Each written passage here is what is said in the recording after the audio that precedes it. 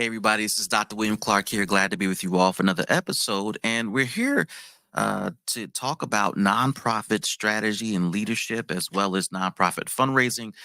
Super excited to be a part of your journey today. And today, I want to talk a little bit about practical project management for nonprofits. And this is not a topic I think I hear a lot about in general, even if it's we're talking about fundraising. I don't hear it about fundraising much. I don't hear practical nonprofit discussions around program operations or anything like that. So I want to offer some thoughts and some insights to help you address practical project management for nonprofits. Now, why do you want to do that? Well, essentially, you want to focus on project management because there are tons of projects that are active within your organization, and it requires your attention. It requires the attention of your team. It requires the attention of your stakeholders and others who are a part of your journey.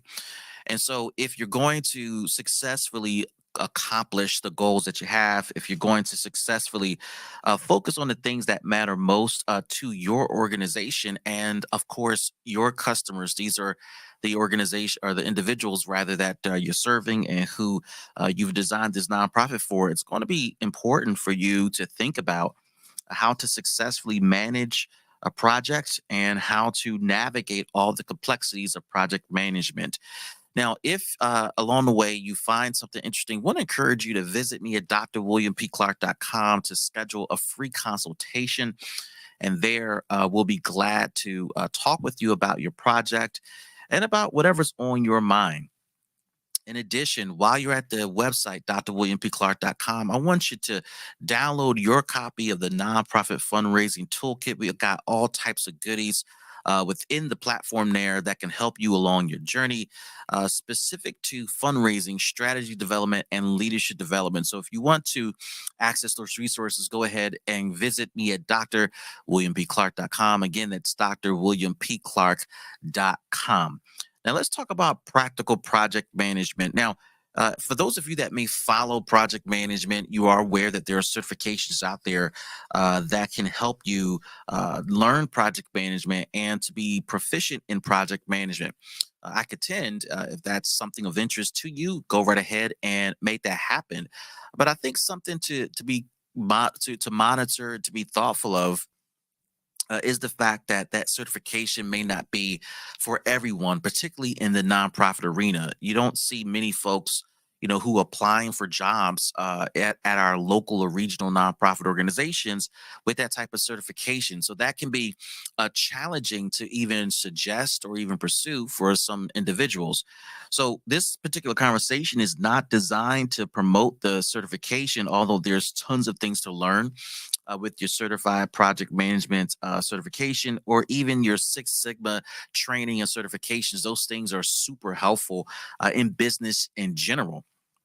But I want to just highlight some things that I've learned over the years managing projects, managing programs, managing portfolios, managing people, managing businesses, managing startups and mature businesses, etc. I mean, I've been fortunate to have a number of experiences that I think can contribute to this particular topic, but also just help you along the way as you navigate and as you think about what project management might look like for you and your organization.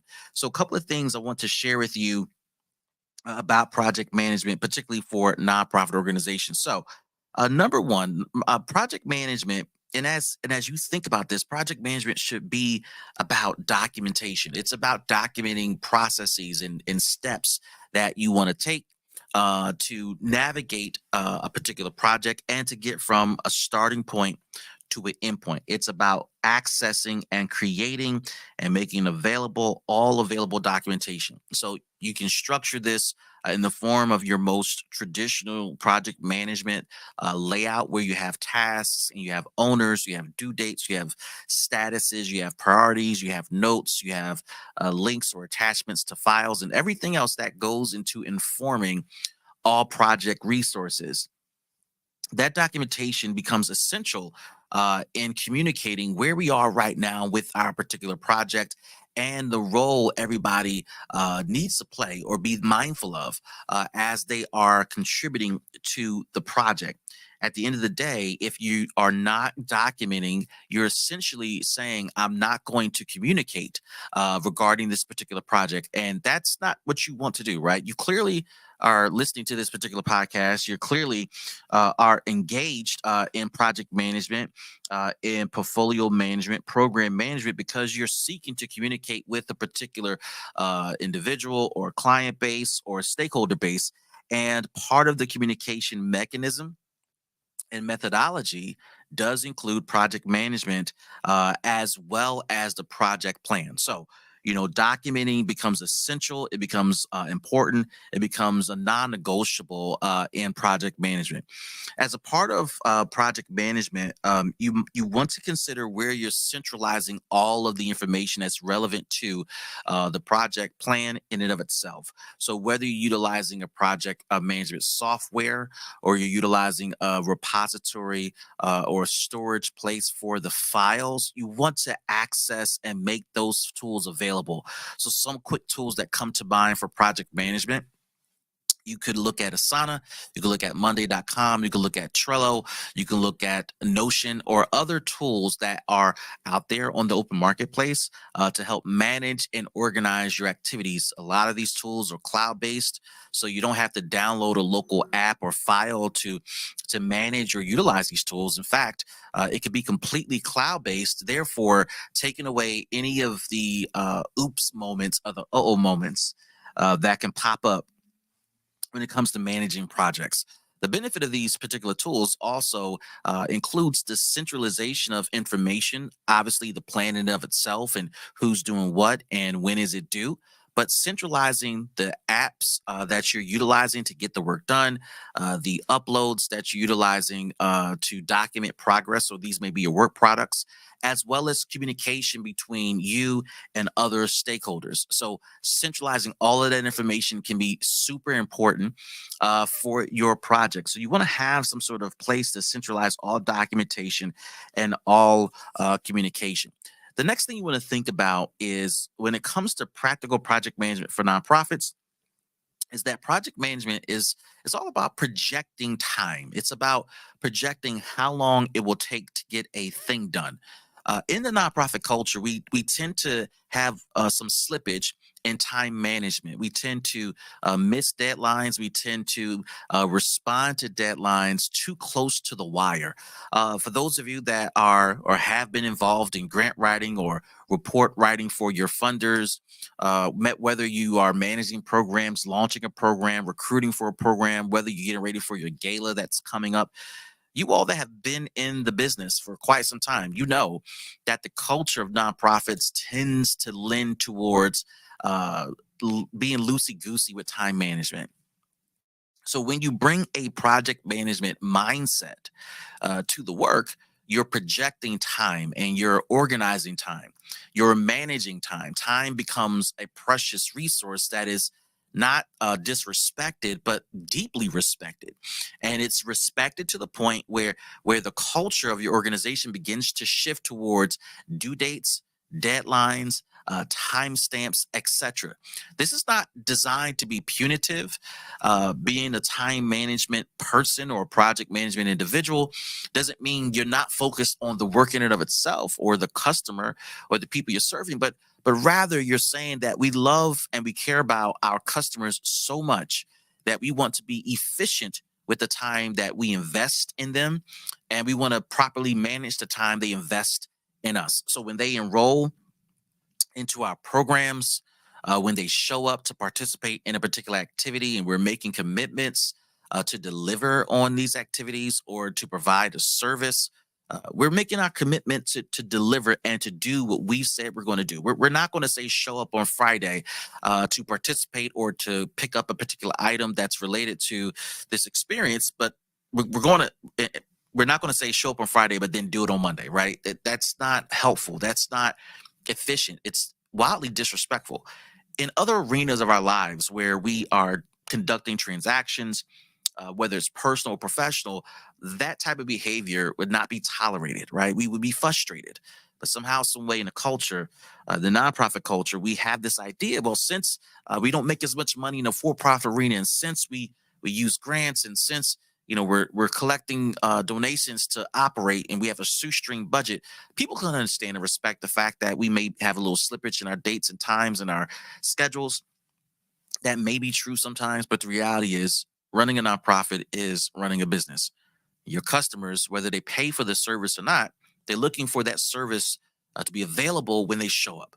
And although they don't pay, I repeat this particular comment that I share often in the podcast, and that is they are paying with their attendance. They're paying with their them showing up, butts in seats, pairs of feet at an event, eyeballs, right? Their presence pays for the program because you convert their attendance and their connection to the program into grant proposals that then pays the organization. So, time management becomes essential. Projecting time, managing time, communicating about time. Time becomes a precious resource that is culturally embedded within your organization.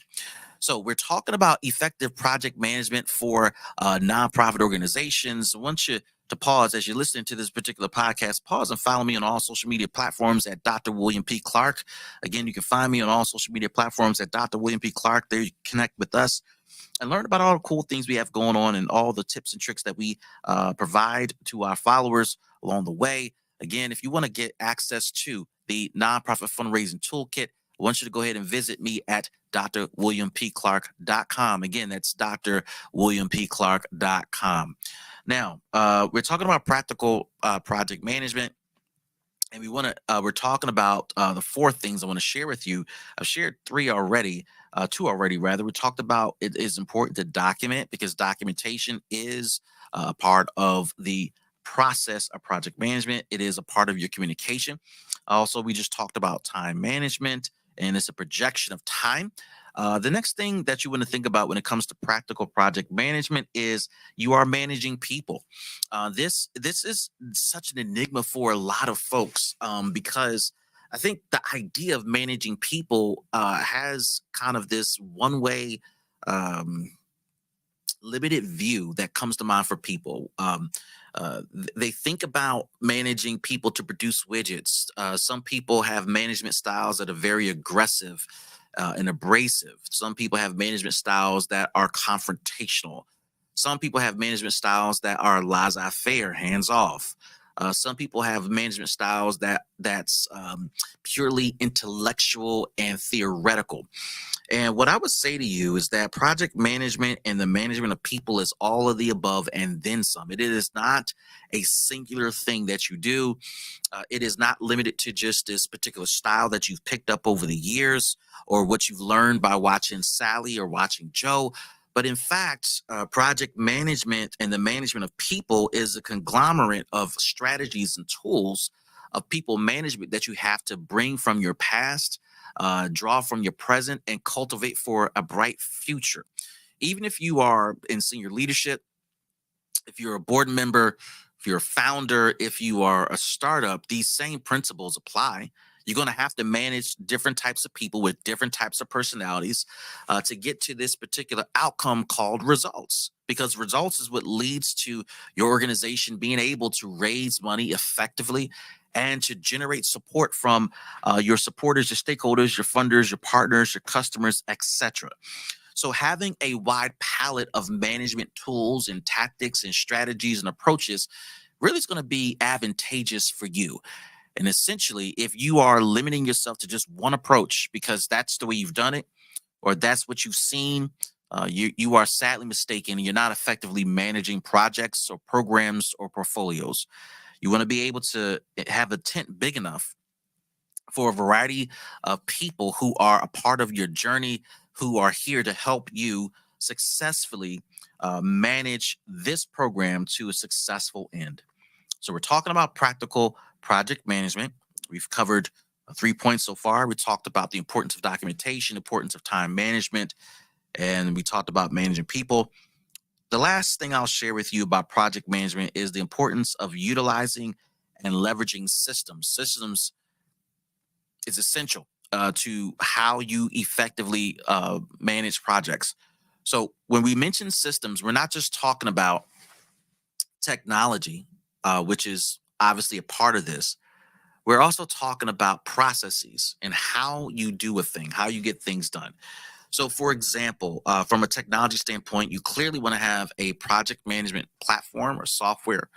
We mentioned Asana or Monday.com or Notion or others that I haven't mentioned that you may be aware of. Whatever floats your boat, I'm going to encourage you to look into a platform that works for you and your organization. Invest in that platform and all its bells and whistles within your budget and use it, right? Don't buy it just to have it and say, check mark, we got it. But invest in it so that you can actually use it for your benefit and for the successful management of your projects. Um, Data repositories or cloud-based storage for systems. I mean, not for systems, but for documents. So we're talking about OneDrive, Microsoft OneDrive. We're talking about Google Drive. Um, sure, there's others. There's one I'm drawing a blank on. Um, but whatever you use it well. Use it often. Invest in it. Some of you, as nonprofit organizations, focus way too much on the free versions of these tools I'm mentioning. I think those free tools are enough to get your appetite wet, but there are significant limitations. And so these companies have these tools at higher investment levels for a reason because they're looking to provide a service. And as a part of the services that are provided to you as a potential customer, you want to look at the top end of those services within your budget. And don't say my budget is free, Dr. Clark. There's money in the budget for this. Look at what's in your budget and what you can afford and make that investment. In some cases, you may be only able to afford one or two licenses, five licenses, and those licenses are shared across multiple people. It doesn't have to remain that way. That may be a situational and a seasonal decision that you have to make so that you could at least have some high end access. And maybe it's only a few folks that can have that access until you're able to afford more licenses. But whatever it takes, make the investment. For those that are wondering, but how do you make that investment? Well, there's a simple solution to that. You write that investment into your budgets for your grant applications. Within your budgets, there's line items, or you can create line items for technology, for tools, for systems, things that help you run your programs. If you didn't know this, these project management software platforms, they undoubtedly help you run your programs. You can use these project management softwares as CRM tools, as process flow tools, as intake tools. And this helps you manage the program, which is a project. And if you're tracking clients from one phase to the next of your program, and you're tracking them through the system and at their dates and check boxes and process flows with built within those systems so that it's one partially automated, but also if it's not automated, it's manually adjusted by a human on the team. That's project management. And that can be written into your project budget. And those licenses that you need for one person or 10 people or 20 people can be identified in the budget. So you want to use and leverage your systems. It's going to make a significant difference. And then also use and create processes of how you do stuff. So these project management softwares are not just good for managing documentation and time and people, but they're good for managing your philosophy, your SOP, your way of doing business. And you can create process flows that locks things in place so that when a member of the team completes a task or does a thing that allows your program to flow or serve your customers, it forces that individual to go through a checklist of activities, etc., so that everything on that checklist is complete. What this does, it's a response to the standards that you've set culturally for how you like to get things done. It's also a response for how you would like to see outcomes for your customers show up and how you want it completed. It also allows for consistency, allows for efficiency, allows for fidelity to processes and to methodologies that you have identified to effectively serve your customers. These things that I'm talking about can feel like they're theoretical, but they can be built into these systems. So you got to leverage them and use them. And you can interchange these project management systems along with your SOPs and ways of doing business. You can also integrate your cloud storage uh, platforms and accounts into these project management tools as well. So it's all integrated, all one. You can integrate external CRM systems and other systems that you feel are important to your process. Whatever it takes to organize the work, to manage the project well, do what you have to do. I hope you found this helpful. If you would like to schedule a free consultation with me, I want you to go ahead and visit me at drwilliampclark.com. Again, that's drwilliampclark.com. You'll find all types of goodies. If you want to get a copy of your toolkit that we've created just for you, we got a version for it just for you. Go ahead to drwilliampclark.com and download the nonprofit fundraising toolkit. And you'll find all types of goodies to help you with your project management, your fundraising, and your leadership development. This is Dr. William Clark. We'll see you guys next time. Bye, everybody.